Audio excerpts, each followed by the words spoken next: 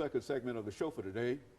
The topic is the National Association for the Advancement of Colored People, and we're talking to Alana McLaughlin, who has given us some information in reference to the establishment of slavery in 1619 and ending in 1865, and the outcome, in a real sense, of the 13th, 14th, and the 15th Amendment. And so, Alana, let's pick up where we left off during that first segment, and to have you to give us some information in reference to efforts to end the institution of slavery that ultimately led to the 13th Amendment. Who are some of the individuals and some of the ideas that played an important part with making slave people want to oppose slavery? Well, some people just thought that slavery was wrong, and I am one of those people. But also some white people thought that slavery was wrong also. So, for example, Martin Luther King, Rosa Parks, Harriet Tubman, Sojourner Truth, they all thought that slavery was not a good thing, but they all tried their hardest to get rid of slavery, some more than others. As Martin Luther King said, he had a dream that one day we would all live in peace, and that one day we would all love each other. One day there would be no hatred, there would just be peace on earth. Rosa Parks had that same idea, because they all thought that, hey, why can we not be treated equally like the white people? Are they better than us? Because every person in the world is the same in God's eyes. Okay, and so there's a real need and a real sense among all people to end the institution of slavery, and that was done by the 13th Amendment to the Constitution. I think that at one time, when we talked about some of these terrorist organizations, one of the groups that you talked about had to do with the birth of the nation. Why don't you give us some information in reference to the birth of the nation and how that fitted into slavery and et cetera? Well, some terrorist groups, they all started because there was this movie, The Birth of a Nation, and it talks about how they treated black people unfairly, and they thought that it would just be, you know, a good idea to just treat them like they're nothing.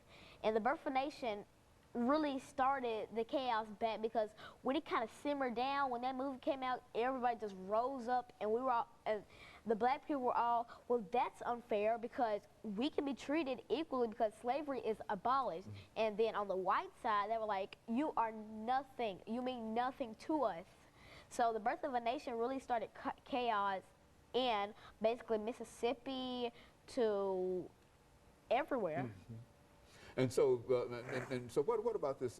The Birth of a Nation, as I understand it, was a movie. As a matter of fact, it was a movie, and it dealt with a specific organization. So what organization did this Birth of a Nation deal with? Well, the movie, it started the third Ku Klux Klan, and it started them up because it reminded them that the former Ku Klux Klaners said that they are going to push black people back into slavery, and they are going to work till they die to make sure that black people do not have the same rights as whites. Well, this was immediately after the war in 1865, but the organization you're talking about was long after even the National Association for the Advancement of Colored People was started. When did this organization start? What was it all about, the NAACP? Who are they concerned with? Well, the NAACP, also known as the National Association for the Advancement of Colored People, started in 1909, and it started out with only 32 people, and they would meet in Maryland, Baltimore, where they would discuss all the issues of black people not having their own rights, and they have to be segregated, and they have to drink over here or eat over here or get shoes at this place, and they weren't treated like the white people were treated, because back then white people were like majesty. They were given all the best things. They were royalty, and the black people were just, they treated them like nobodies. They treated them like they didn't exist. And so this organization, the NAACP, started in an effort to try to sort of, I guess you would say, to sort of reinforce these ideas of the 13th, 14th, Yes. and the 15th Amendment, to remind people that at one time that Africans were able to exercise those rights, but now after segregation. Now, when you talk about segregation, what about this segregation? Well, segregation, it really means that the white and black people can't join together and be one. It has to be either white people over here or black people over here, or just, you know, throw away the black people and just keep the white people. They thought that since the black people originated from slavery, they shouldn't have the 13th, 14th, and 15th Amendments. They didn't want to give them the right to vote. They didn't want them to be citizens. They didn't want to give them freedom. They wanted to push them back into slavery like it was when it was abolished. And so in a real sense, this organization is really concerned about those, what you call civil rights amendments, the 13th, 14th, and the 15th Amendment. Do you think that many people in your class or in your age are aware of the 13th, 14th, and the 15th Amendment to the Constitution? No, they're not.